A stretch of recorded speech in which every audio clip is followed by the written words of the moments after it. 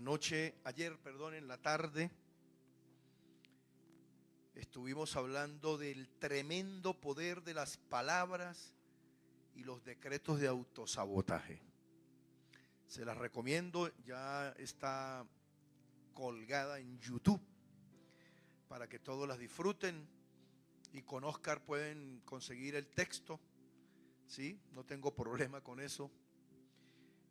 Esto es para que se expanda. Y quiero hoy darle una continuidad a los sentidos. Ayer hablamos del habla, hoy vamos a hablar de la visión. En nuestra próxima visita, hablaremos del olfato. Los sentidos elevados, cuando están conectados con el Espíritu de Dios, eso es otro dominio. Y hoy vamos a hablar del tremendo poder de una mirada favorable. El tremendo poder de una mirada favorable. La fuerza silenciosa que cambia nuestra relación con nosotros mismos, con los demás y con la vida toda. Y quiero leer 3 versículos que me van a acompañar allí mis hermanos del sonido. El primero es Juan 7:24. No juzguéis según las apariencias. No juzguéis según las apariencias. Porque hay muchas, pero muchas situaciones que aparentan un hecho concreto, una verdad última, una realidad inapelable, pero es una máscara.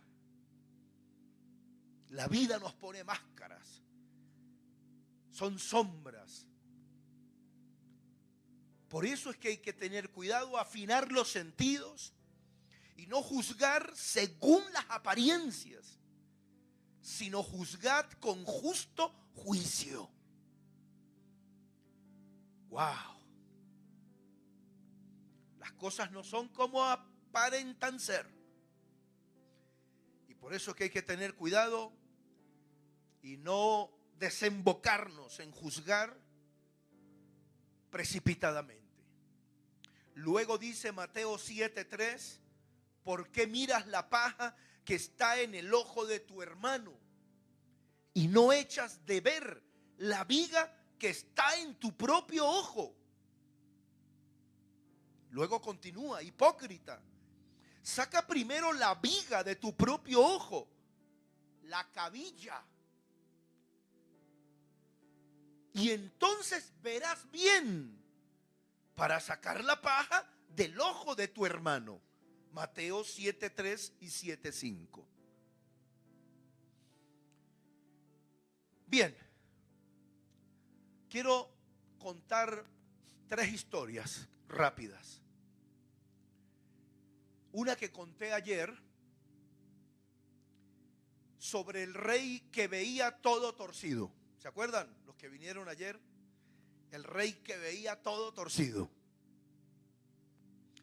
Y cuenta una antigua historia que un rey comenzó a notar algo extraño en su reino. Los árboles parecían inclinados, las columnas deformes, los edificios torcidos y los caminos mal trazados. Eso parecían zigzag. Convencido de que algo terrible estaba ocurriendo, ordenó derribar construcciones, modificar jardines y reconstruir parte de la ciudad. Los arquitectos insistían en que todo estaba correctamente edificado. Pero el rey seguía viendo defectos por todas partes. ¿Seguía viendo qué? Dígalo. ¿Seguía viendo qué? Por todas partes. Finalmente, un anciano médico de confianza del rey descubrió que el problema no estaba en el reino, sino en uno de los ojos del monarca. Lo revisó, lo examinó y le dijo: con todo el respeto, majestad, el problema no está en aquello que observa. El problema está en el cristal, en el ojo con el que observa. Tenía un defecto en su ojo izquierdo. Y muchas personas, muchos creyentes, viven intentando corregir el mundo, corregir a los demás, corregir a las circunstancias, cuando aquello que necesita ser revisado es la mirada desde la cual se está interpretando la realidad. Y ayer dijimos una frase poderosa: no vemos el mundo como es, vemos el mundo como somos nosotros. Dígale al que está a su lado: hermano, no vemos el mundo como es, vemos el mundo es como somos nosotros. Dígale, por favor, dígale. Así lo saluda, lo despierta. No vemos el mundo como es, vemos el mundo como somos nosotros. Bien, guarde la del ojo torcido por ahí y vamos con esta. Escúchenme bien. Escúcheme bien. Usted sabe, y creo que lo comenté la vez pasada, y si no, atentos. Usted sabe cuántos leprosos se curaron de su lepra en los tiempos de los profetas antes de Jesús. Recuerda que esa era una lepra, no como médicamente hoy se le conoce a esa enfermedad como lepra. No, esa era una lepra con trasfondo espiritual. Era una plaga que empezaba en las paredes de la casa, luego se iba a las ropas, a la nevera, a la cocina, contextualizando, a las cortinas, y luego se prendía en la piel de la persona. Empezaba en las paredes como una advertencia: pilas. Si no hacía caso, se propagaba para los muebles, para la ropa. Si no hacía caso, se le prendía a la persona. Y la causa, usted va a ver 7, 8, 10 causas que daban lepra. Esa lepra se llama en hebreo Saraat. Pero la causa número 1 que daba Saraat, lepra, era la lachón jará, la lengua viperina, la lengua maldiciente. Hoy los rabinos explican que esa plaga no existe como tal, porque tiene que existir el templo de Jerusalén y tiene que estar todo bien establecido para que esa plaga vuelva a funcionar. Por razones del templo, por razones de la purificación, porque era compleja la purificación y era complejo el protocolo para detectar y declarar a una persona mexorá, leprosa. Pero los sabios de Israel, los rabinos, dicen: ¿cómo saber que una persona está bajo la influencia de la Saraat, de la lepra, si esa lepra ya no se manifiesta hoy como tal? Entonces ellos dicen que revise su parte económica, su parte material, su estado físico. Y si hay un deterioro continuo, un deterioro, gente, hermanos, que no salen de ese ciclo de miseria, de pobreza, de pérdida, que revise, porque posiblemente está bajo los efectos de esa plaga. Ojo, aunque no se manifiesta como tal, y está conectada principalmente al mal uso de la lengua, esa cajita, como decía la pastora María C. ¿Estamos bien, verdad? ¿Estamos bien? Bueno, entonces, ¿cuántos leprosos lograron revertir su lepra en los tiempos de los profetas antes de Jesús? Ninguno. El único leproso que se sanó de la lepra fue el príncipe Naamán, pero no era judío. El otro caso de lepra que se revirtió fue la de Miriam, la hermana de Moisés, por causa de la lachón jará, por haber hablado mal de Moisés, se le presentó la lepra y en 7 días fue sanada. Ese caso no se cuenta como tal porque fue una circunstancia muy concreta. Y la mano de Moisés, cuando la mete en el seno, cuando Dios lo estaba preparando para enfrentar al faraón, que dejara ir libre al pueblo de Israel, y él metió la mano en su seno, le salió leprosa, la volvió a meter y le salió limpia. De resto, ningún leproso en Israel fue curado solo bajo el ministerio de Jesús. La pregunta, ¿por qué nunca se curaron? Si estaba hasta todo el protocolo de sanidad para el leproso. Al leproso lo execraban. ¿Al leproso qué? Lo execraban. Lo mandaban ¿para dónde? Para las montañas. Y tenía que andar gritando ¿cómo? Leproso, leproso, cuando veía gente para que no se le acercara. ¿Y qué llevaba cubierta?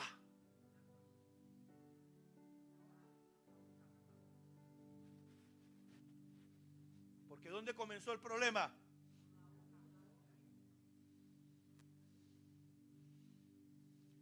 Y habían 3 condiciones para que el leproso se curara de su lepra. 3. 1, hacer techubá, arrepentimiento sincero y profundo. Cambio. 2, de actitud y de comportamiento. ¿Usted cree que una persona leprosa, execrada de su familia, de sus propiedades, de la comunidad, andar en las montañas con las vestiduras rotas, el pelo sin cortar, la barba larga, todo deteriorado? ¿Usted cree que una persona de esa no iba a hacer techubá, arrepentimiento? Claro que lo hacía y pedía perdón y lloraba. 2 condición, cambio de actitud. Cambiaban de actitud. Entre ellos ya no se condenaban, no se criticaban, no hablaban mal. Pero había una tercera que nunca, ni un solo leproso pudo cumplir. Y era la automotivación. Yo no lo estoy inventando, ni fue conclusiones mías, no. Eso está documentado en las crónicas del pueblo de Israel. Las 3 condiciones para que un leproso dejara de ser leproso. Y la tercera, la automotivación. ¿Por qué fallaban en la automotivación? Cuando se miraban al espejo, cuando se veían en el río, en la quebrada, en la laguna, cuando veían el rostro de su compañero, cuando miraban su cuerpo deteriorado, no lo podían soportar. Cuando veían su oreja destrozada, su nariz destrozada por la lepra, y veían a su compañero en ese deterioro, esa mirada nunca la pudieron tornar favorable y morían en su lepra. ¿Se comprendió? ¿O no se comprendió? Ahora uno se pregunta, ¿qué veían esos leprosos en Jesús? ¿Se da cuenta? ¿Qué veían? Vieron otra cosa. Vieron una esperanza, vieron la respuesta a sus dolores y fueron curados. Unos malagradecidos, otros agradecidos, pero fueron curados. Bien, ya tenemos 2 historias.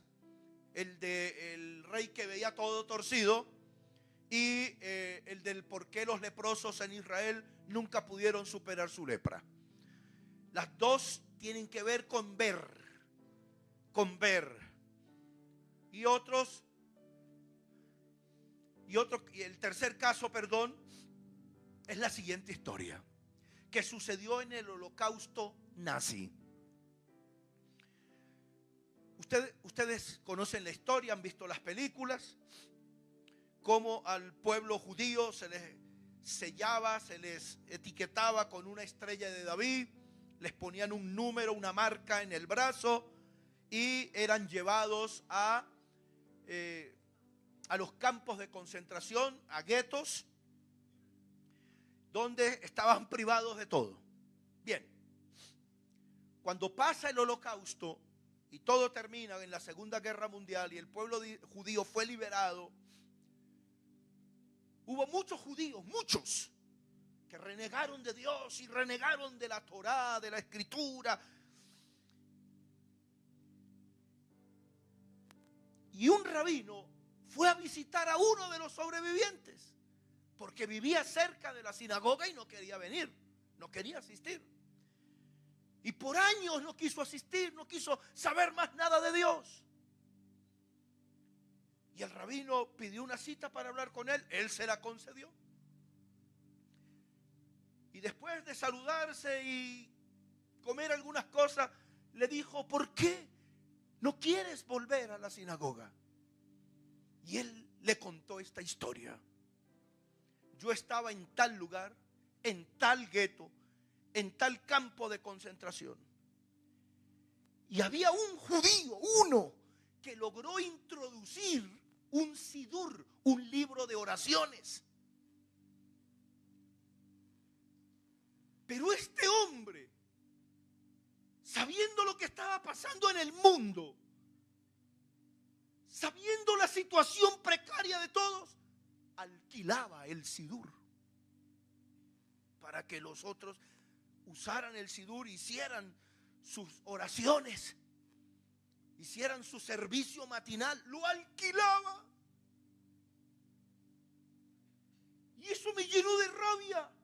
¿Cómo es posible que en semejante situación la gente quiera hablar con Dios, hacer su servicio espiritual, y este hombre, en vez de prestarlo, lo alquilaba? Y hubo gente que se arrancó pedacitos de oro de los dientes, y hubo gente que daba pan, y hubo gente que daba ropa para alquilar el sidur. Y esto a él lo llenó de mucha rabia. El rabino, yo dije, pero yo cuando leí esa historia, yo dije, qué cosa, ¿no? Tan magistral también entender y comprender la situación.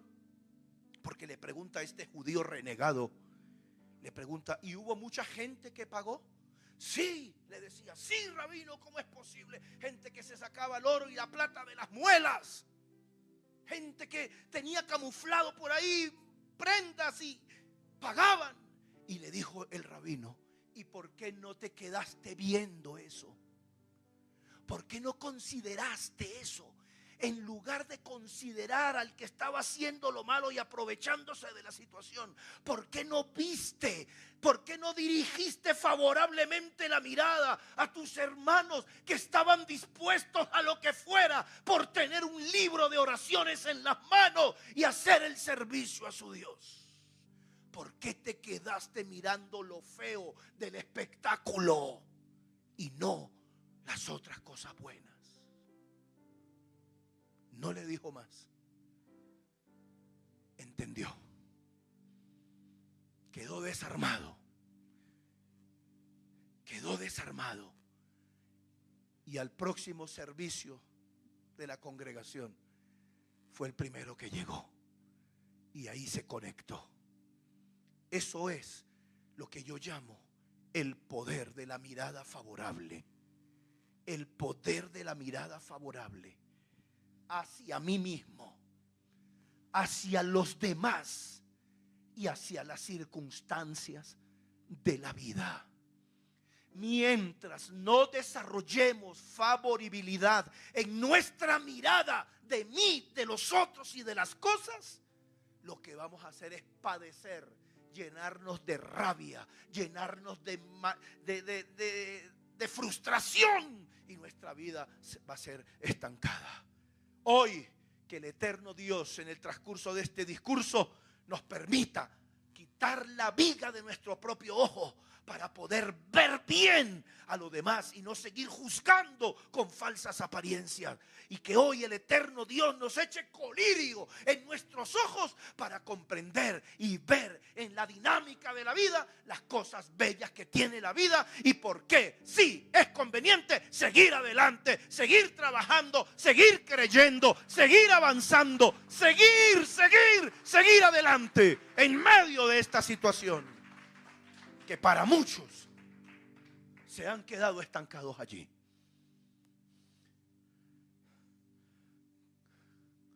¿Cómo les pareció las tres metáforas, las tres historias?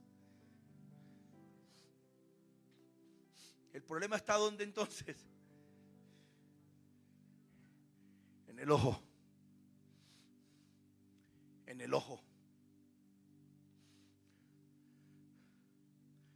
La mirada es una fuerza que forma o deforma la realidad. No vemos las cosas como son. Las vemos como somos. Y si no, pregúntele a un daltónico, a un miope, y a esas personas que tienen defectos físicos en sus ojos, incluso en su cerebro. Decía el filósofo Spinoza, juzgamos de las cosas conforme a la disposición de nuestro cerebro y tomamos por realidades las afecciones de nuestra imaginación.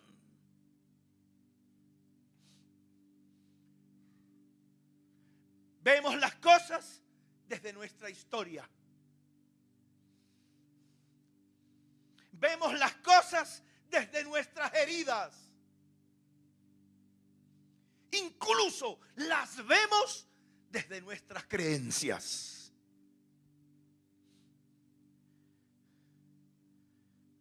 Entonces, el problema no está tanto allá afuera, que sí los hay. Anoche lo dijimos, no podemos negar ciertas situaciones. Pero muchas veces, hermanos, el problema está en nosotros. Lo dijimos, en el contenido. Y de la abundancia del corazón habla la boca. Y de la abundancia del corazón es que miramos las cosas. Entonces, si el problema está en nosotros, tenemos que reacomodarnos nosotros. Tenemos que reajustar nuestra historia, reinterpretarla favorablemente.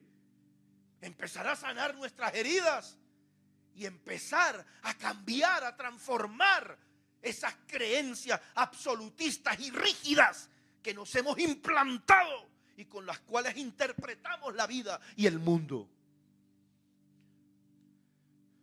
Hoy, mis hermanos, el llamado es a percibir más que observar. Aunque observar es percibir, mirar es interpretar, interpretar es atribuir significado. Y esa percepción que tiene que ver con el olfato se las traigo para la próxima conferencia. Empezar a percibir. Más que etiquetar, que interpretar rígidamente las cosas. Más que atribuir significado condenatorio a la vida, a Dios, a las cosas, a mí mismo. Y debemos entender que toda mirada contiene un juicio. Por eso Jesús nos advertía. No se precipiten en el juicio. No juzguen por las apariencias.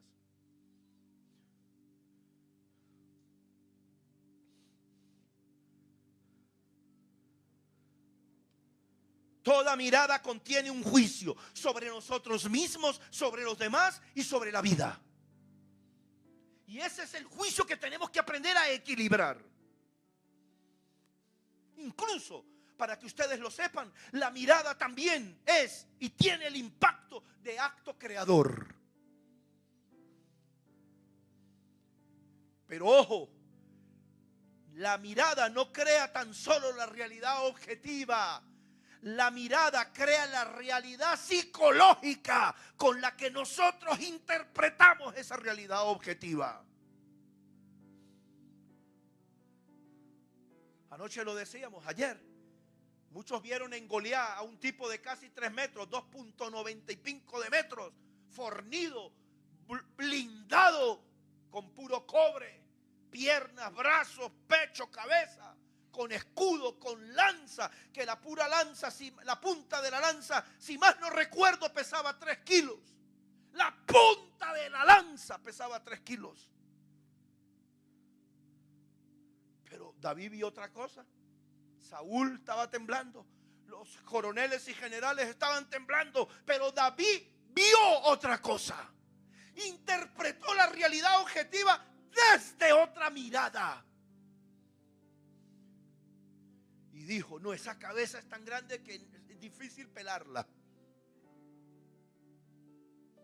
Y les dije que en la frente el casco tenía una media luna. Y dijo, por ahí le voy a meter la piedra. Y le metió la piedra.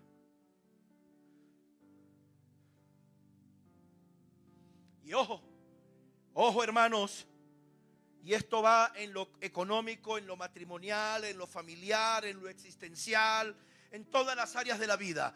Te pregunto, o pregúntate mejor, ¿estoy viendo los hechos o mi interpretación de los hechos es lo que estoy viendo? ¿Qué es lo que estoy viendo? ¿Qué es lo que estoy plasmando en mi mirada? ¿Los hechos reales o la interpretación de esos hechos?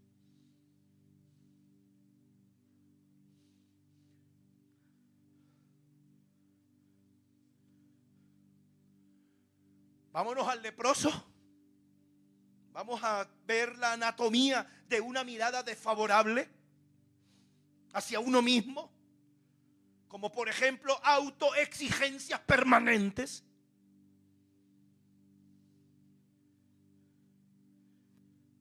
Mire, ahorita me atreví, en vista del cansancio que ha habido en muchos ministerios, en Estados Unidos, aumento de suicidios en muchos pastores, hijos de pastores que no quieren saber nada del ministerio.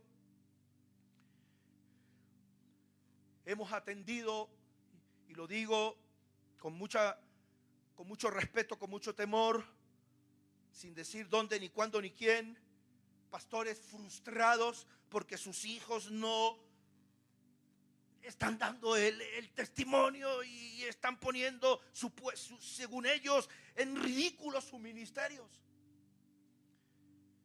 Y como escuché en varias conversaciones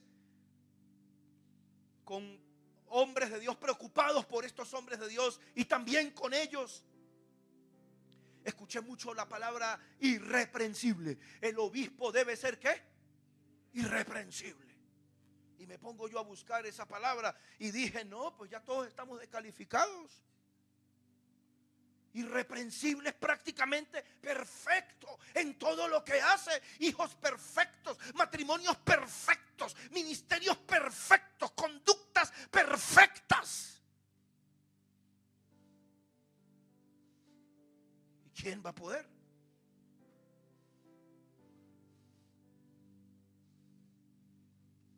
Y me pongo a hurgar, ¿no? A hurgar en el griego.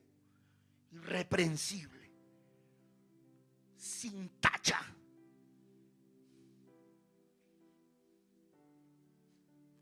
A ver, ¿quién? ¿Ah? ¿No la puso difícil? No el apóstol Pablo, no la pusieron difícil en los traductores. Y nos ponemos a hurgar allí. Y es la mejor traducción es irreprochable. Es decir, que no tenga conductas exacerbadas que permitan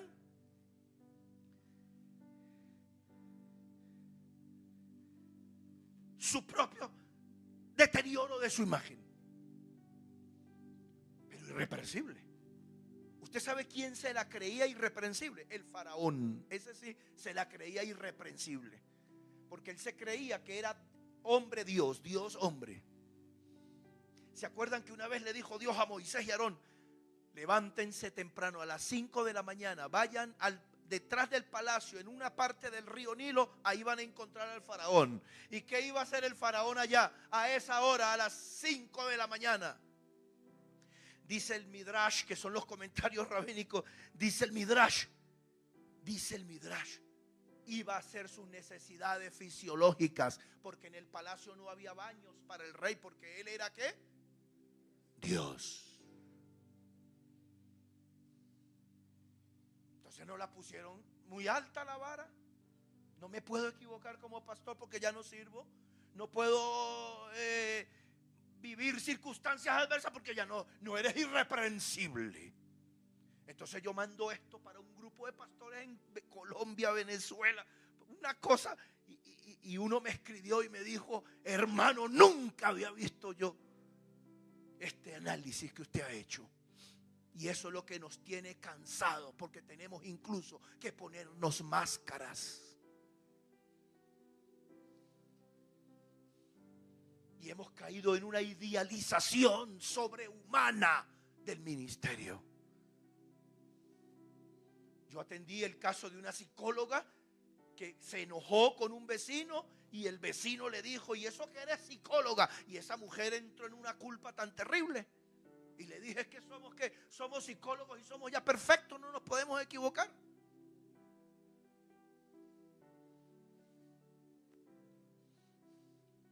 Tenemos unas autoexigencias permanentes. Sí, debemos tener cuidado. Debemos no darle lugar al enemigo, que es lo que significa irreprochable. Debemos, hermano, buscar apoyo. Sí, porque ser irreprensible incluso hace que el hombre de Dios, la mujer de Dios, el líder, el empresario, no busque ayuda. Porque tiene que ser irreprensible. ¿Y cómo van a saber que yo estoy buscando ayuda? ¿Se dan cuenta la trampa de una mala traducción? Una autoexigencia permanente. No soy suficiente, debía hacerlo mejor, nunca es suficiente, etcétera. Descalificación personal, confundir errores con identidad. Confundir errores con identidad, que es lo que hemos hecho nosotros por años. Cometemos un error y afecta nuestra identidad. El rey David cometió muchos errores, pero nunca afectó su identidad. O convertir tropiezos en definiciones, en conclusiones. Y no podemos seguir así, hermanos.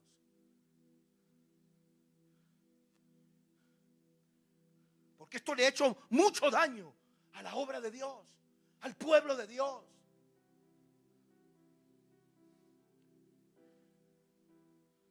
Incluso hasta en el disfrute sexual, en una relación de pareja legítima, hay culpas,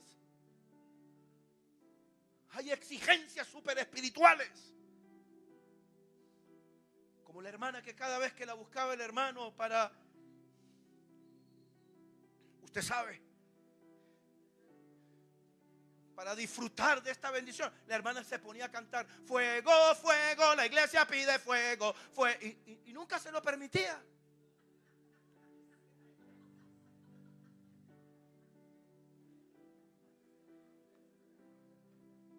...26 años de casada tengo, mi hermano, y mi esposo jamás me ha visto desnuda. Gloria a Dios, aleluya. Yo la miré: pobre hombre.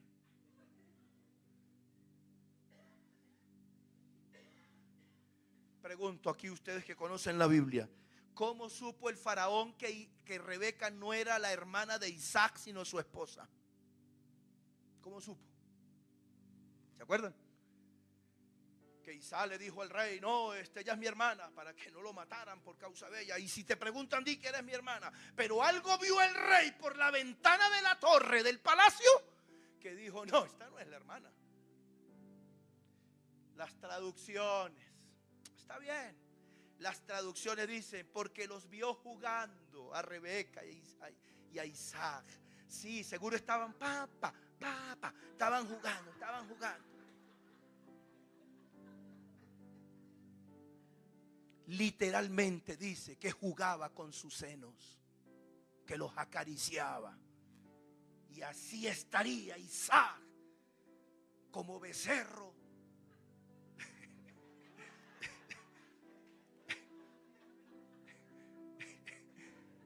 pegado a la ubre. Estaba disfrutando del placer sexual. Y ahí fue donde el rey dijo: estos no son hermanitos. Y los mandó a llamar. ¿Por qué me engañaste? No. Son unas autoexigencias que cuando cometemos errores, entonces vienen las descalificaciones. Y confundimos, como dije, errores con identidad. Confundimos tropiezos con definiciones. Sacamos conclusiones. No sirvo, no soy suficiente, no soy hijo de Dios, soy un mal testimonio.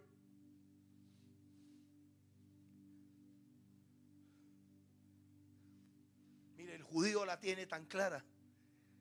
El judío puede cometer cualquier error, pero nunca deja de sentirse judío. Nosotros cometemos un error y ya, hasta ahí llegamos. No, hermanos. Y estoy llamando, hermano, así usted sea quien sea, el ungido más ungido, usted también se va a cansar. A usted también le va a dar tristeza. A usted también le pueden salir los hijos chuecos, torcidos.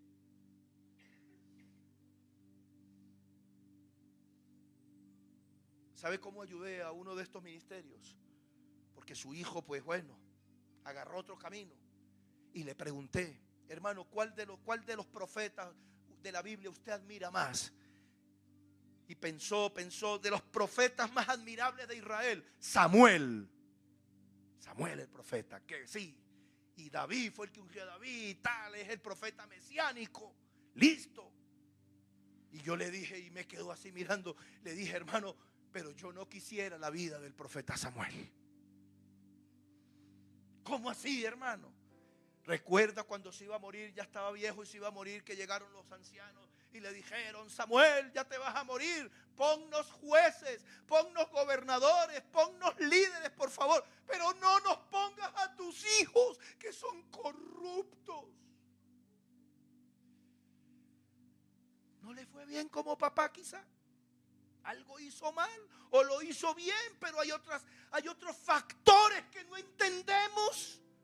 Y por eso Jesús decía: juzguen con justo juicio, no juzguen por las apariencias. ¿Por qué? Porque, hermanos, detrás de una conducta hay historias, hay variables, hay genética, hay congénito, hay hormonas, neuronas. Y yo ya estoy juzgando.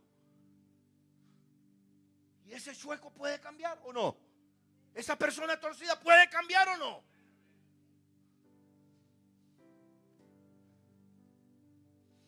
Diga conmigo: si no fuera porque Dios nos mira con una mirada favorable, ninguno de nosotros estuviéramos vivos.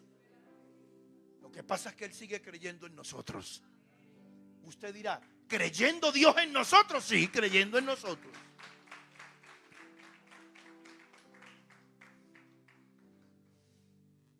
Le doy la clave para que, a pesar de los errores, usted siga adelante y siendo amado por Dios. Le doy la clave. Es una clave. Todos vamos a cometer errores, ¿sí o no? O ya aquí hay alguien con cuerpo glorificado. A ver. Le doy la clave. ¿Quién cometió errores más extravagantes? ¿David o Saúl? David. Saúl, ¿qué fue lo que hizo? Le perdonó la vida a Agar, el rey, amalecita. Se trajo las vacas y los bueyes, los ofreció en sacrificios y los iba a ofrecer y que en sacrificios a Dios. Y se levantó una estatua. ¿Se acuerda? Se mandó a hacer una estatua. Hay que tener cuidado, hermano. Yo cuando veo que alguien se levanta una estatua, yo dije: ay, Dios mío, guárdalo, líbralo. Hay situaciones que escapan de nuestras manos, pero hay que tener cuidado, hermanos. Ajá. Cuando Samuel llama a Saúl y le dice: ¿por qué desobedeciste? ¿Qué hizo Saúl? Diga conmigo: se justificó y empezó a argumentar. Cuando David cometió el error con Betsabé, terrible error, Natán le contó una historia, ¿sí? Le dijo: mire, rey, vengo porque es que hay el caso de un hombre que tenía una sola ovejita y vino otro que tenía 1000 ovejas y le arrebató la única ovejita que este hombre tenía. Y este hombre pues actuó con mucha injusticia. ¿Qué debemos hacer con él? ¿Y qué dijo David? ¡Muerte! Natán se queda viéndolo al rey y que le dice: ese hombre eres tú. ¿Y qué hizo David? No, mira, lo que pasa es que yo me descuidé. Estaba mucho en Facebook y en Instagram y bueno, y cuando vi a Bathsheba, Betsabé, pues me volví loco. Y no, él no dijo nada de eso. Él lo único que dijo fue: he pecado. Punto. Por eso era que era un hombre conforme ¿a qué? Al corazón de Dios. Saúl se justificó, dio argumentos, explicaciones. David, 2 palabritas: he pecado. La embarré.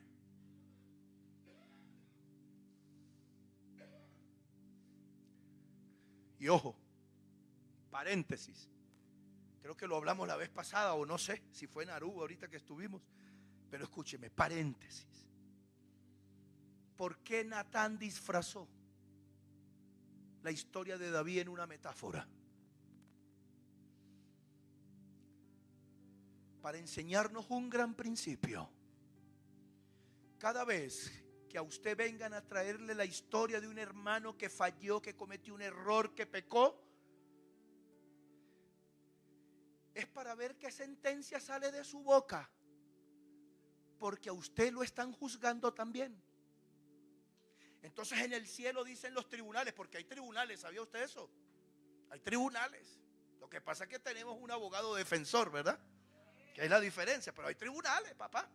Y sale la sentencia: bueno, ¿qué hacemos con este hombre? Pues bueno, vamos a meterlo en un caso parecido o afín, y le contamos que venga y le cuente una historia, y la respuesta que diga se la aplicamos a él. Por eso dijo Jesús: no juzguéis para que no seáis juzgados, y no condenéis para que no seáis condenados, porque la misma sentencia que sale de tu boca, dijo Santiago, esa se te va a aplicar a ti. El que juzga sin misericordia será juzgado sin misericordia, medida por medida. Así que le conviene que cuando vengan a contarle la historia de un hermano que cometió un error muy terrible, usted aprenda la lección de hoy y le diga: pues hermano, vamos a orar por él. Algo pasó, no lo sabemos, es un ser humano, que Dios tenga misericordia de él, y que el otro se quede así.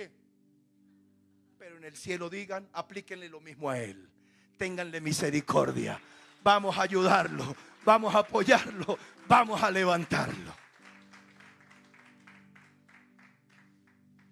¿Cuántos me están oyendo? ¿Poderoso o no es poderoso esto? Y otra cosa, cada vez que usted juzga a alguien en un área, en el cielo dicen: pónganlo en la misma, a ver cómo va a actuar él. ¿Sabía eso? Ah, sí. El Señor está juzgando al hermano porque cometió este error, esta equivocación. Bueno, pónganlo en una situación parecida, a ver cómo se va a comportar. Y tenga mucho cuidado, muchísimo cuidado, cuando alguien le cuenta algo y usted le dice: yo en tu lugar hubiera hecho esto. Si yo hubiera sido tú, hubiera hecho. En el cielo dicen: ah, sí, pues pónganlo a ver cómo va a responder.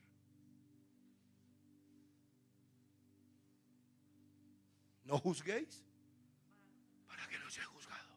Y cuando usted vaya a reprender a alguien, mire, yo cuando tengo que reprender a alguien, yo la pienso 20 veces, ¿oyó? Si hay que reprenderlo, hay que reprenderlo. Pero me la juego. ¿Cómo se lo digo?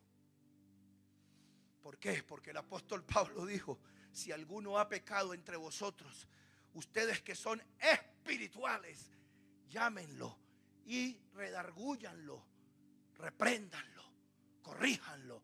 ¿Con espíritu de qué? ¿Con espíritu de qué? De mansedumbre. No sea que tú también seas ¿qué? tentado. Porque si usted sacude mucho al hermano y lo rechaza y le habla tan fuerte, a usted lo van a poner en el mismo sitio. Así que le conviene tener ¿qué? Misericordia. Y que hay situaciones que hay que condenar, hay situaciones que hay que confrontar, hay situaciones que hay que decirle al hermano, hacerle su sacudón, pero en espíritu de mansedumbre. ¿Cuántos están aquí? ¿Cómo van? ¿Cómo van? Bien. No les estoy dañando el almuerzo, ¿verdad? Es para el bien de todos. Mire, un secretico vale $250 por persona, este secretico. Pero yo se los voy a dar hoy en gracia, no gratis, en gracia. El secreto para que el cielo nunca lo trate a usted con rigor. No juzgue a nadie. No hable mal de nadie. Váyase por la tangente cuando vengan a ridiculizar a alguien. Tenga una buena actitud y que Dios nos ayude. Dios nos ama y confía en nosotros y por eso nos entrega esta palabra. ¿Cuántos están aquí? Dígale al que está a su lado, hermano, nos están enderezando el ojo. Nos están enderezando el ojo, hermanos.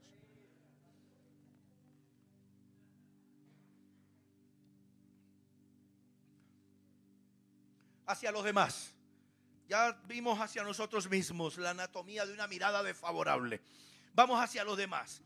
Mire, gente que vive en esta dimensión espiritual, sospecha permanente. Ven intenciones donde solo hay conductas. Yo me he llevado unos trancazos porque es que la mirada a uno lo engaña. A un hermano lo execraron porque alguien testificó que se estaba tomando una cerveza. Y sí, habían otros borrachitos ahí tomando cerveza y él le sacan la foto. Y sí, se veía como la cerveza y era una Pony Malta.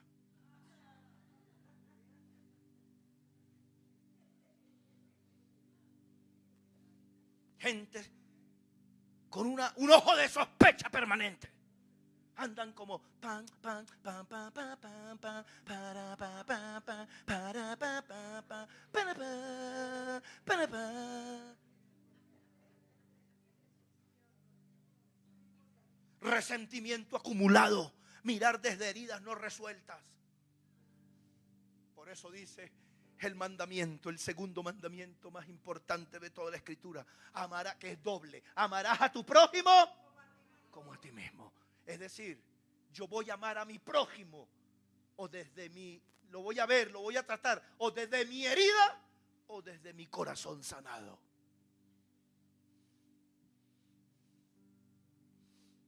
Comparación constante, vivir midiendo el propio valor según la vida ajena o comparar con congregaciones, que es un mal que no termina. Comparar ministerios, comparar unciones. No, es que en mi iglesia el pastor camina sobre el fuego. Cuando habla, bota fuego. Cuando llora, bota vidrios por los ojos.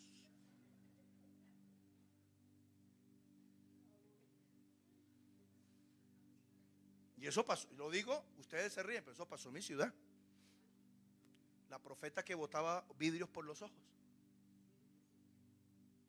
A las 5 de la tarde habían más de 1000 personas en el templo para 600 personas.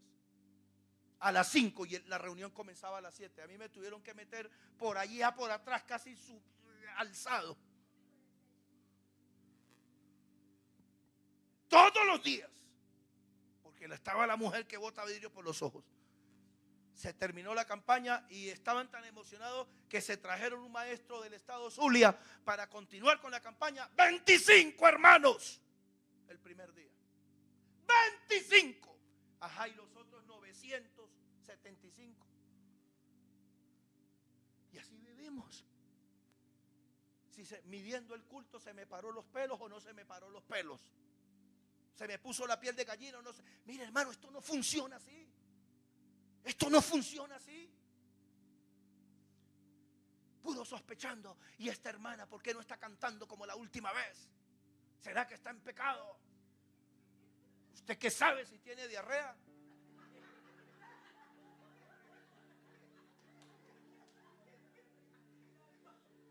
Nadie va a estar alegre con una diarrea, ¿verdad?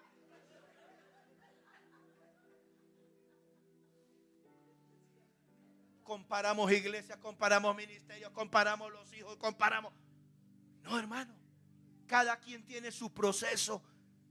Y Dios tiene vasos de honra, vasos de barro, vasos de oro, vasos de plata. Él hace y eso se llama, escúcheme, en la sabiduría hebrea, eso se llama agencia divina. Agencia divina. Dios tiene sus diferentes estructuras a través de la cual fluye su autoridad.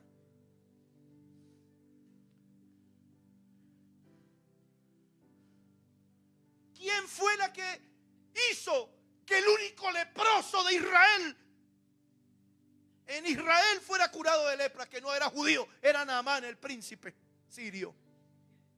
La sirvienta, la muchacha que hacía los quehaceres de la casa, ella fue el instrumento para que una historia de esa magnitud se estuviera contando hasta el día de hoy. Y que Jesús mismo lo ratificó.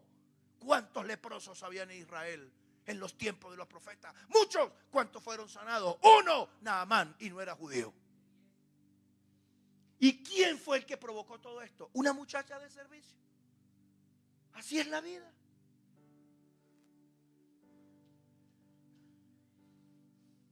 Y cuidado con este.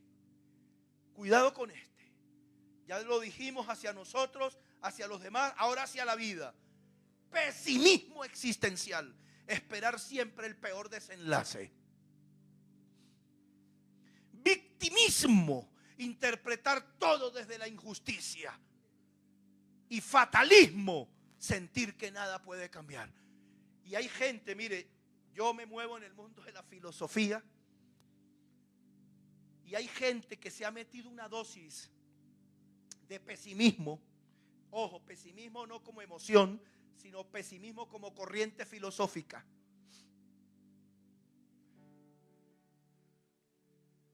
Se leen a Nietzsche, se leen a Schopenhauer, se leen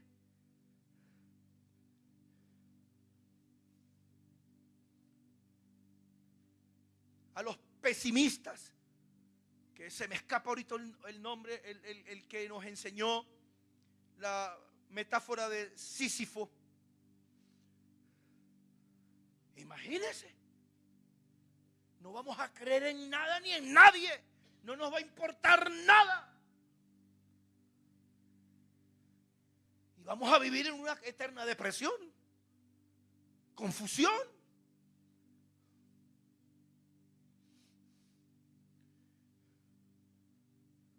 Sí, nosotros hacemos una reunión familiar constantemente y hay una parte en la oración que dice que miremos más allá de las cosas feas del mundo. Porque hay cosas feas, hay cosas feas. Hay cosas feas, como un judío en un campo de concentración nazi aprovechándose de sus hermanos para alquilarles un sidur. Hay cosas feas, pero también hay cosas hermosas, maravillosas, de gente que está dando la batalla, que está peleándola, que está haciendo el mayor esfuerzo, que está pagando para que le alquilen el sidur, que está haciendo cosas hermosas, y hacia allá es que debemos dirigir la mirada.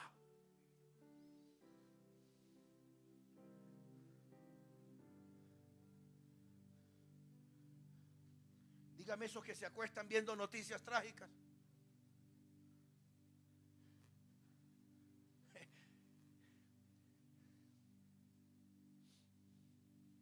Y apagan el televisor ahí con muerte. Yo les enseñé el principio, el versículo que dice: no moldearás las piedras del altar con hierro. ¿Se los dije? Hay un mandamiento. Las piedras del altar no se les podía pasar, ¿qué? Hierro. Así lo dice el libro de Éxodo. No podían ser talladas con hierro. Entonces, esta historia se la oí al rabino Shaul Malek de México hace como 25 años, y eso me sacudió, que todavía con mi esposa lo compartimos y nos advertimos, cuidado. Porque el rabino dice que envió a su hijo a Jerusalén para la prueba de admisión a la escuela de rabinos. Y estudiaron juntos. Ustedes saben que son preguntas, muchísimas preguntas y difíciles. Y una de las preguntas que estudiaron es: ¿por qué la Escritura dice no tallarás las piedras del altar con hierro, no subirás hierro sobre las piedras del altar? Entonces la respuesta era: porque las piedras del altar es para dar vida, mientras que el hierro quita la vida. Listo. El muchacho se la aprendió así, y todas las preguntas. Pasó el examen de admisión. Y con el papá desde México y él en Israel empiezan a revisar dónde falló. Falló pocas. Igual pasó el examen. Pero se consigue que el rabino le había marcado X a ese versículo. ¿Por qué no está permitido que las piedras del altar sean talladas con hierro? ¿Y qué pusiste tú, hijo? Papá, lo que estudiamos. Porque las piedras del altar dan vida, mientras que el hierro quita la vida. Ve, pide una audiencia con el rabino y pregúntale. Puede ser que se confundió y puso X. Y sí, pidió la audiencia, el rabino lo recibió. Vamos a revisar, ¿sí? Rabino, quiero revisar. Revisaron todas y revisaron esa. Rabino, revise esta porque allí yo coloqué: las piedras del altar dan vida y el hierro quita la vida. Y el rabino miró, el rabino director miró y dijo: sí, está mal. Rabino, bueno, ¿y cuál es la respuesta? La respuesta es: porque el hierro quita la vida y las piedras del altar dan vida. 2 por 1, 2, 1 por 2. Rabino, pero es lo mismo. No, no es lo mismo. ¿Por qué? Nunca termines una conversación con muerte. Siempre termínala con vida.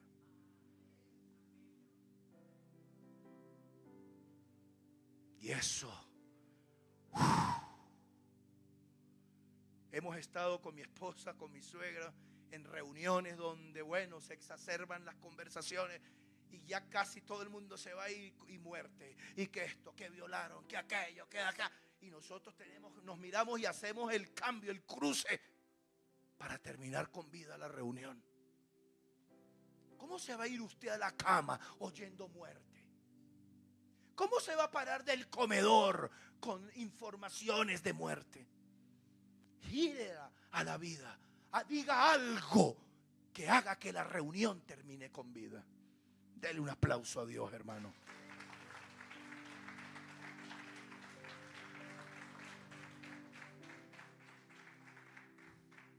Seguimos. Cuidado. ¿Por qué Jesús nos advirtió? No juzguen según las apariencias. ¿Saben por qué? Porque hay grandes trampas de la mirada. Por ejemplo, comparaciones que nos apagan el ánimo. El espejismo de la vida ajena. Que fulano se compró un yate y lo publicó. Que mire que fulano está en las islas, yo no sé qué, comiéndose unos calamares. Y primero, deje de estar chismeando y deje de estar publicando lo que se come, hermano.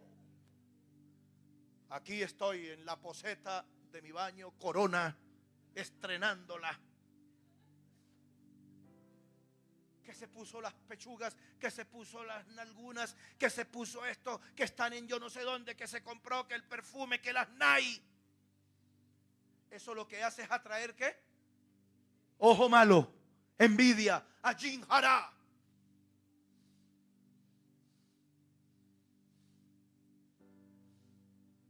Esos son versiones idealizadas, espejismos de la vida ajena, que ni nos importa.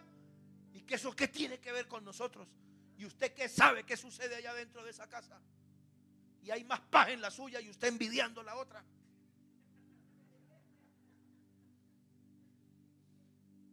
Yo fui a un apartamento con mi esposa y vimos un perro, una cosa, hermanos, una cosa.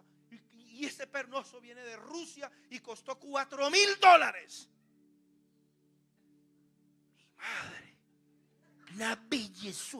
Yo llego a la casa, veo a la mía, le dije, tranquila mi amor, usted no valdrá $25, pero es mi perrita consentida.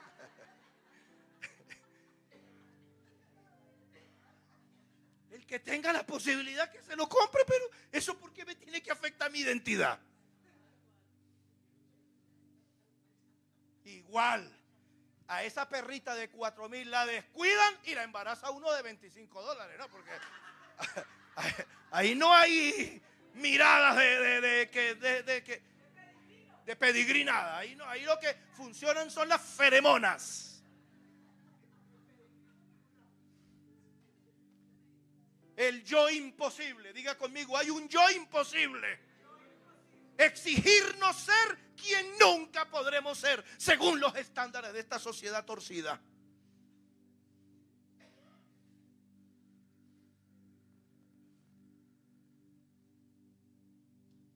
Y sí, la mujer, yo no estoy en contra de que una mujer se arregle, se apele al bisturí, pero siempre como aumento de potencia. Diga, aumento de potencia. No para parecerme a, porque es que ya la autoestima de hoy es parecerme a, ser como fulano de tal, igualarme a. Y ahí nos metemos en ese pozo sin fondo. Mire, una señora se hizo tanta, pero tanta cirugía, que la vacuna de la espalda le quedó aquí. De lo que se estiró.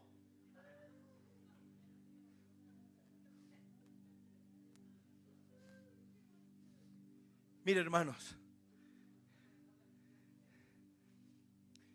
diga conmigo, esta frase me gusta mucho, potente. Diga conmigo, soy todo lo mejor, todo lo real, todo lo potente que pueda llegar a ser en cada instante. Soy tan perfecto, tan perfecta, las hermanas, soy tan perfecto como el número de composiciones que me distinguen, que me configuran como ser humano. Estamos en el reino de Dios y para Él somos ¿qué? Perfectos. Me dijo uno, entonces no nos pongamos cosas externas. No, esto es aumento de mi potencia. Que un ciego vea aumento de su potencia. Que usted pueda corregir alguna situación propia del cuerpo que le impide manejarse con más potencia y lo corrige, aumento de la potencia. Pero no es por parecerme a nadie.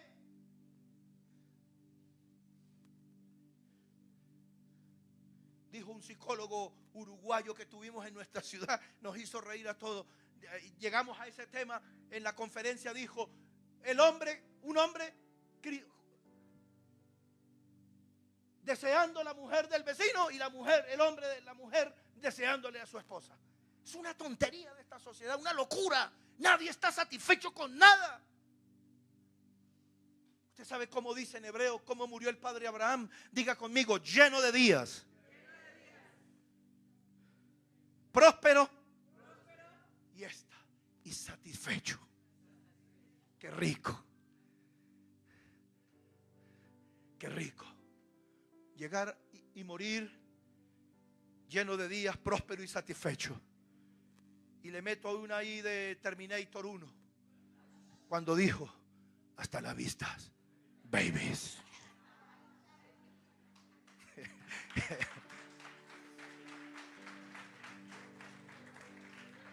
Eso sí es serenidad de espíritu, ¿no? Pero claro, era una máquina. Era una máquina. Cuidado, cuidado con exigirnos cosas que escapan de la realidad. Bástate. Si eso no fuera así, Jesús no le hubiera dicho a Pablo, bástate mi gracia, porque mi poder se perfecciona, ¿qué? En la realidad. Mire, yo voy a abrir este paréntesis. ¿Cuánto me queda? Ya vamos terminando. ¿Ya? ¿Sí? Póngase de pie entonces para contarles esta historia. Sí, sí, sí. No, pero ya de pie, tranquilos, párense, pónganse de pie. Porque es que nos espera un almuerzo por allá no sé dónde, que si seguimos aquí vamos a la cena ya. Escúchenme esto. No lo estoy inventando, lo pueden buscar. Les puedo enviar las citas, alguien me las pidió, se las envié. Un teólogo de esos fríos, y yo se las envié, me ofreció disculpas. Le dije, hay cosas que no están en la Biblia, pero que pertenecen a las crónicas del pueblo de Israel. Y aunque no sea bíblico, no es antibíblico, sino es una información extra bíblico.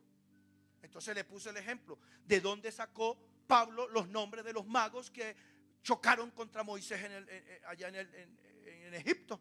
James, no James Rodríguez, sino Janes y Jambres. ¿Sí o no? ¿Se acuerdan de Janes y Jambres? Oscar, ¿se acuerda? Janes y Jambres. Ajá, busquémoslo en la Biblia. No está en ninguna parte. La profecía de Enoc, séptimo desde Adán, búsquemela a ver en la Biblia dónde está. No está. Y así va a conseguir usted información en el Nuevo Testamento que no está en el Antiguo Testamento, sino que pertenece a la sabiduría del pueblo de Israel. Y por eso es que sabemos lo que sabemos. Por ejemplo, se sabe que el rey David nació un sábado del mes de Siván, el sexto día, y murió un sábado, el 6 de Siván, el mismo día en que murió, 70 años después. Pero ¿cómo lo saben ellos? Porque ellos llevan toda su información. Entonces esta información que le voy a dar pertenece a ese nivel de crónicas de información. Escúchame bien. La tribu de Israel más numerosa fue la de Judá y le siguió Dan. Eso lo enseñé yo aquí en Agua Fresca en una videoconferencia que dimos. La tribu de Judá, la más frondosa, y la segunda, la de Dan. La tribu de Dan solo tuvo un hijo llamado Hushim. ¿Se acuerdan los que asistieron a esa conferencia? ¿Cómo se llamaba el hijo de Dan? Hushim. Y Hushim, el único, era sordomudo. Y de ese sordomudo, porque él era sordomudo, lo demás le funcionaba bien, desató una descendencia que llegó a ser la segunda más numerosa del pueblo de Israel. ¿Cuántos me están escuchando? El patriarca Jacob cogió de su pierna derecha, usó bastón, después del incidente, ¿con quién? Con el ángel. Esto se lo conté yo a una persona que despreció cuando trajeron al nuevo pastor de la iglesia en X ciudad en Venezuela, y cuando lo vio era negro, azul, y ella lo miró con una rabia porque tenía ese racismo contra los negros, porque alguien le enseñó en Estados Unidos que los negros eran una tribu maldita, descendientes de Can y todo ese cuento. ¿Y sabe cómo se calmó? Se calmó cuando le dije, ¿quién fue el primer sumo sacerdote de Israel después de Aarón? Fines, en hebreo Pinjas. Y Pinjas era negro, cachumbambé. Lo pueden investigar, lo pueden buscar. La reina Esther, a ella se le puso un sobrenombre. ¿Cuál? Hadasa. ¿Por qué le pusieron Hadasa? Verdosa. Porque cuando ella nace con el cordón umbilical amarrado en el cuello, casi se muere en el parto, la tuvieron que salvar, la salvaron a tiempo, pero quedó con el cuerpo verde. Era hermosa, hermosa, pero habían otras más hermosas que ella. Pero ella tenía algo que se le llama, en hebreo se le conoce como la llave que abre todas las puertas. Diga, la llave que abre todas las puertas. Y se escribe en hebreo así, J-E-N, gen, gracia, gracia. En Esther vino la gracia o fluyó la gracia, que fue la que la distinguió de todas las demás reinas, pero era verdosa. ¿Era qué? Verdosa.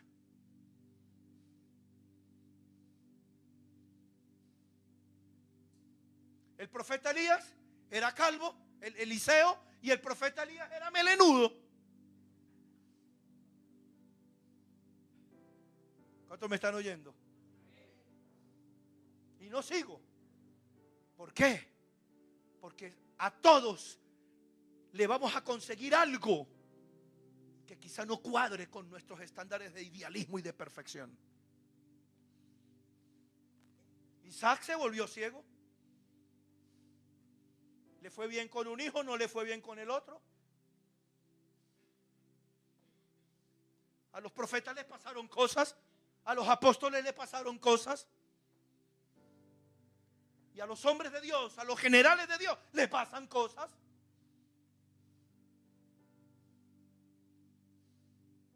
A ti y a mí nos pasan cosas. Y tenemos que aprender a ver más allá de la fealdad que hay en nosotros, en los demás y en la vida, si queremos ser instrumentos de bendición y de gloria. Y escuchen esto. Escuchen esto. Hay un síndrome. Hay un síndrome. Yo no quería ponerlo así, de hecho lo cambié en la guía porque puede crear algunas discusiones innecesarias, pero voy a decírselo porque creo que son maduros. Hay un síndrome que se llama el síndrome de Enoch. El síndrome de Enoch. ¿Quién fue Enoch? Lo sabemos, séptimo desde Adán, que desapareció a la edad de 365 años, relativamente muy joven para la edad que vivían en ese tiempo, de casi 1000 años de edad. 365 años vivió Enoch y desapareció. Un día desapareció. Era un justo de la generación. Pero en las crónicas de Israel se dice que Enoch vivió encuevado todo el tiempo. Se encuevó por ver las injusticias de la sociedad. Era zapatero remendón, así se le conoció al profeta Enoch, y vivió encuevado. Fue su nivel de justicia, fue su nivel de espiritualidad, fue su nivel de profecía. Yo lo llamo el síndrome del justo herido, que es que se quedan contemplando lo que pasa, los gestos, aquello, la corrupción, y ya no creen en nada, no creen en nadie, no creen ni en ellos mismos, y se encierran, se encuevan para no contaminarse. Los sabios de Israel no lo critican, simplemente dicen fue su nivel de espiritualidad, pero hay otra espiritualidad superior, la de Noé, que por lo menos impactó a su familia, por lo menos hizo algo para salvar a su mundo, no se encuevó. Dicen que por eso se lo llevó Dios, porque estaba tan triste, tan afligido por las injusticias del mundo, que Dios se lo llevó. Noé impactó por lo menos a sus hijas, a su esposa, a sus 3 yernos, a sus hijos y a sus 3 nueras.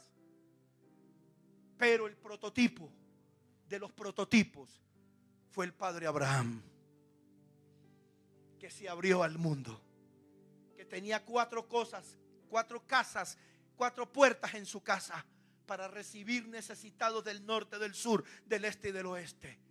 Destapó el perfume, Se metió con los príncipes, se metió con los pobres, se metió aquí, se metió allá, los respetaban, impactó a su generación. Y ese es el llamado que Dios le está haciendo hoy a Agua Fresca. No para que se metan en la cueva, no para que solo salven a los poquitos suyos, no, sino para que impacten a su mundo desde su realidad, desde su ambiente, desde su profesión, desde sus capacidades.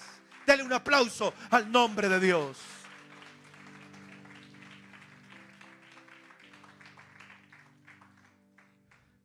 Padre, yo te doy gracias por esta palabra, Señor.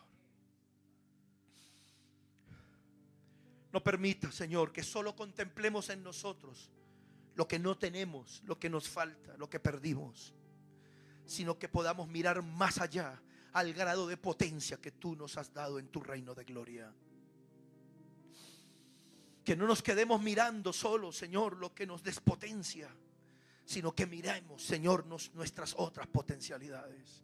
Y desde esa mirada favorable de nosotros mismos podamos, Señor, hacer cambios y transformaciones en nuestro mundo personal y familiar.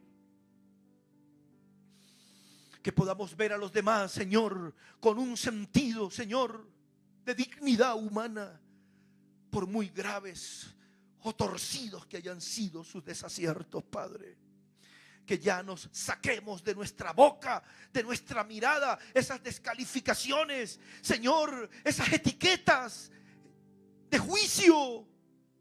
Y que podamos sanar, Señor, nuestro propio ojo primero, para poder ver, Señor, con los ojos que tú nos miras, Señor, a nosotros. Porque es que si no fuera por tu mirada, Señor, si no fuera por tu mirada, Señor, ninguno de nosotros estuviéramos aquí. Por eso dice la Escritura en la bendición arónica, que Dios te mire con ojos de misericordia, con ojos de bondad, con ojos favorables. Padre, perdónanos. Anula cualquier decreto, Señor, que esté en contra nuestro por el mal uso de nuestra boca, de nuestros pensamientos, de nuestra imaginación, de nuestra mirada, Señor. Y que entendamos que no se trata de ver todo bien, no, sino de mirar bien, incluso aquello que duele. Hay cosas que perdimos, sí, pero hay cosas que todavía tenemos. Hay cosas que quizá no hemos alcanzado, pero hay otras que ya las hemos alcanzado. ¿Por qué sufrir por lo que no tenemos? ¿Y por qué no disfrutar lo que sí tenemos? Padre, que los errores que cometamos signifiquen soluciones y respuestas. Señor, como sucedió con el de la empresa 3M, que su pegamento fracasó, la inversión se perdió, hubo quejas, críticas, amenazas, porque el pegamento resultó ser un fraude en cuanto a resistencia. Pero él miró más allá de lo que miraban sus compañeros de 3M, miró más allá de la gerencia, y de ahí nacen los papelitos que se pegan y se despegan en la nevera, en las paredes, en los carros. Nació una gran idea de ese error. Nació una gran idea. Esto me impresionó. Incluso la aspirina también surgió por un error. ¿Y cuántos errores podemos convertir en fortalezas y en soluciones, en respuestas? Pero vamos a necesitar recuadrar nuestra mirada, Señor, y considerar la belleza de Colombia, la belleza de nuestra América Latina, la belleza de nuestro planeta, Señor, la belleza de la iglesia, Padre. No somos personas perfectas, somos seres humanos que todavía estamos en construcción. Por eso, Señor, el bástate mi gracia, que mi poder se perfeccione en la debilidad, lo aplico para mí, pero también lo aplico para mi compañero, para mi esposa, para mis hijos. Ver más allá del error, de la equivocación, Señor, ayúdanos. Y gracias por creer en nosotros. La primera oración que se dice al despertar en el pueblo de Israel desde la antigüedad es: Modea ni lefaneja, melejai bekayam, shejesharta binishmati, bejen la rabá emunateja. En español, repito, es la primera bendición que se dice al despertar en la mañana. En español, agradézcote yo, Señor, Rey del universo, por haberme devuelto el alma con misericordia. Inmensa es tu fidelidad. Pero explican los sabios que no es fidelidad en hebreo, emunateja, sino que literalmente es inmensa es tu fe. Pero para evitar corrupciones decidieron colocar inmensa es tu fidelidad. Suena más bonito, más bíblico, pero no, es inmensa es tu fe. Y explican los maestros hebreos que esto significa que con cada amanecer Dios muestra que cree en nosotros, que sí vamos a poder vencer esos obstáculos de la vida, esos malos hábitos que tenemos, que sí vamos a poder vencer ese problema. Inmensa es tu fe, Dios, en mí. Inmensa es tu fe en cada uno de nosotros. Y así nos miras al despertar, Señor, en la mañana. Así nos miras, Señor, cuando amanece. Así nos miras, Señor. Sigues creyendo en nosotros. Aplauda al Señor sobre su cabeza. Mis hermanos, muchas gracias por habernos recibido.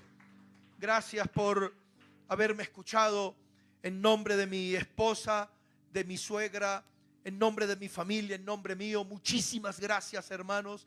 Los animo a seguir adelante desarrollando una mirada favorable de esta congregación, de sus hermanos, de sus líderes, de ustedes, de Colombia y de la vida misma. Hermanos, ya sabemos cómo va a terminar esta película. Y esta película va a terminar con el reinado del Mesías. Aleluya. Y va a terminar con el reinado del pueblo de Dios llenando toda la tierra. Todo el conocimiento divino va a ser derramado sobre la tierra y tendremos un mundo, hermano, como nos lo han prometido los profetas y como lo promete la Sagrada Escritura. Así que a mirar hacia allá, hermano. No nos dejemos llevar por los grises de la vida, por las cosas feas de la vida. Miremos más allá, miremos la belleza, miremos los colores, sin negar los grises, sin negar los negros colores de la vida, pero hermanos, sabiendo que todo va a terminar con el poder de Dios y el reino de Dios gobernando sobre la tierra. Dios les bendiga, Dios les guarde, los llene de su luz y los mire con favor y misericordia.